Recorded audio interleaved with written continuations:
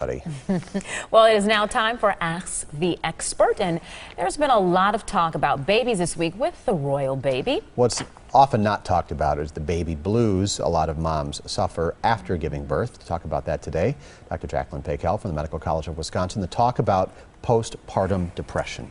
Yes. So postpartum depression is a very common problem. About 20% of women and actually 15% of men can suffer from postpartum depression. What are some of the signs? So the most important ones to remember: a depressed mood, not liking the normal things that you enjoy doing, having no interest. Tearfulness is a very common one.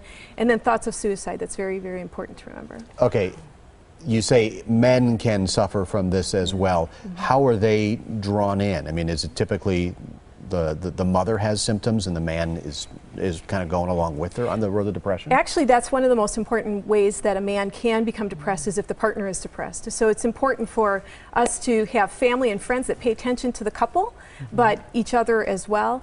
And men, if they have a history of depression previously, can also be suffering from it. So if there is a history, is there anything Yes. else we need to look at as far as who may be at high risk of going into postpartum depression? Well, family history is very important. So bipolar disorder, depression, severe anxiety, people who are under a significant amount of stress, and then young and old individuals as well. Does this appear pretty quickly after childbirth? What's the window we're talking about here? Usually the first 2 weeks is the baby blues, and then after that you would consider postpartum depression, but it can last, that period is a year that we really look at, yeah.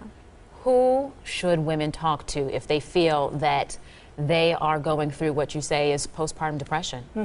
Well, first, trusted confidants, their partner, their family members, but also the provider that took care of them during their pregnancy, the pediatrician for the baby. They're very skilled at picking this up.